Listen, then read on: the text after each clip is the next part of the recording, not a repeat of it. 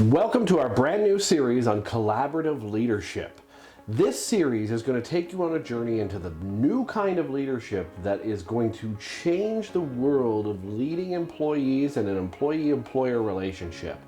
That's because collaborative leadership is completely different than top-down leadership, where we've traditionally seen our leadership gurus across YouTube, across conferences you attend, across all different platforms tell you need to do. Now, there's a lot of little bits of collaboration in some of the things that they say, but here in this series, we're going to focus entirely on collaborative leadership. So welcome to Collaborative Leadership in 5 minutes.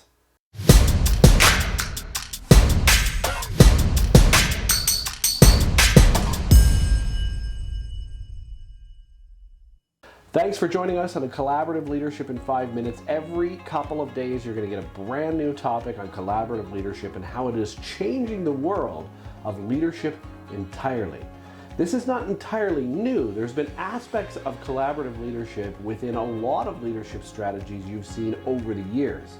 But now we're looking at a laser focus on being collaborative with your teams, not just as an employee-employer relationship, but to become part of the team. The top-down days where you hide information and only information is privileged to certain people and all this other stuff is gone. Now let's talk about the reason in this video why that is. In future videos, we're going to talk about how to utilize and transform your business into a collaborative leadership atmosphere and the change it will make. But let's talk about where this came from in the first place. Number one, collaborative leadership became more popular with companies who are doing remote and hybrid work. So we know from the recent pandemic that hybrid and mobile and remote work was something that everybody transitioned to. Now, recent articles here in 2023 would guide you saying that a lot of American companies are steering back to that in-person working relationship. Do you know why that is? Because a top-down leadership approach, no matter how effective and no matter how many videos you've watched on it, does not work as well when your employees are remote. But here's the challenge. Remote work also was discovered as part of the pandemic to be highly more effective when done correctly than working in person. Partially because you don't have the water cooler talk. You don't have smoke breaks that are taking extra long because people are having a long conversation out there.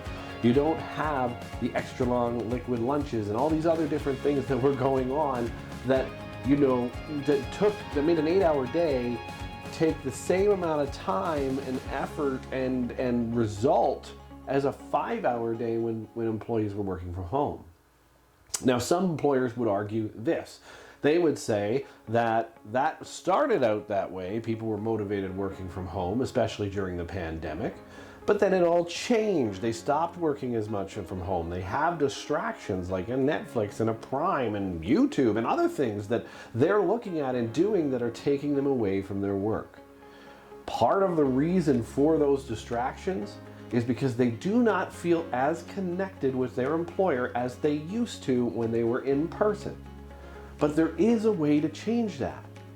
The way to have the best of both worlds is through a collaborative leadership process. Okay? This is extremely important. If you want to get what is effective out of remote and hybrid work, but you also want to reduce the distractions so that happens, and you want to reconnect your teams to you and to the employer in general, collaborative leadership is the way to do it. So when we think about this in our first 5 minutes, we need to think about that we need to commit. This is about transformation. Collaborative leadership is doing away entirely with the top-down approach. It's become part of the team. It's you as a leader becoming part of the team. It's you as a leader showing an ownership approach to the business itself that you expect your teams to also show. And when they see you giving an ownership approach, a run it like you own it mentality, they too will take on that run it like you own it mentality. And if they see that you're collaborating and participating in processes and procedures and sales processes and marketing, they'll want to be part of it too. And it's proof in the pudding that this works. In fact, from a top-down perspective, let's say you have a sales team member, and I can tell you this from personal experience and starting my own business, that in a top-down approach, when you assign specific roles to somebody who's working in a hybrid or remote environment, even when they're working within the office, because collaborative leadership can work in the office too, you'll often get disappointed. It'll be you as the leader disappointed in their results. They're not hitting their targets. They're not making enough phone calls. They're not having enough appointments, and especially in a remote or hybrid workplace. But that can change when you take on a role in the sales process. That can change when you take on a role as minimal as getting leads into their pipeline. So what I mean by this is quite often you'll find, okay, this person says they're making calls, but the reality is you made 6 calls and you got the appointments, or you got some better result than they did.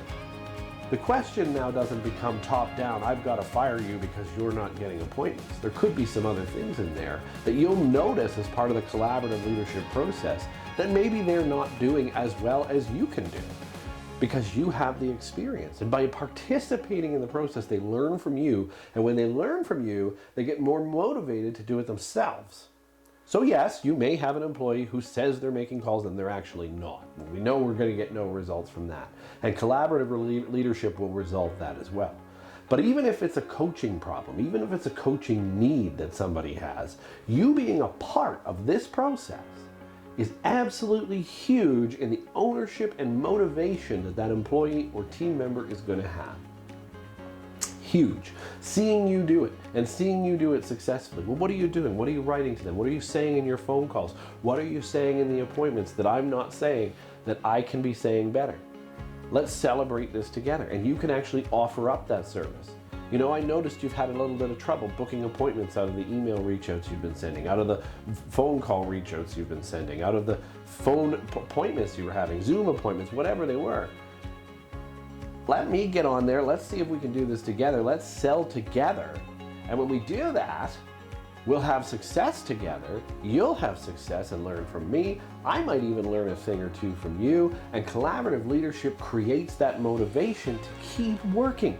Even with a Netflix distraction or a YouTube distraction or kids running around or the dog wants out of the house, all of these things will subside back into the background like they did in the early pandemic. If you are a part of their process, a part of their world, you are actually showing that you care and want to be a part of the business's success with them, not telling them to do it. So that's why a top-down approach doesn't work in a remote environment, because when you do this, you're going to see that you assign something in the morning and by the end of the day, only half of it is achieved. Part of it is because you're being too much of a tell and not a do with these people and your teams. So when you have a collaborative approach, when they know you're making calls too on the other end, so you'll still leave them for the day to go do their assignments.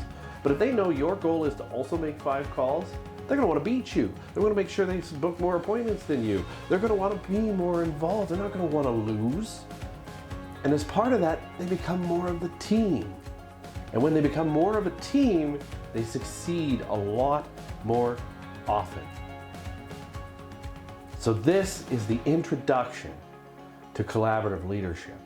There are a lot of pieces to this puzzle. We are changing in collaborative leadership, transforming the way that we do these leadership tasks. It is no longer top-down. So because of that, we have a whole series. And I want you to stay tuned in this series to listen and watch and try.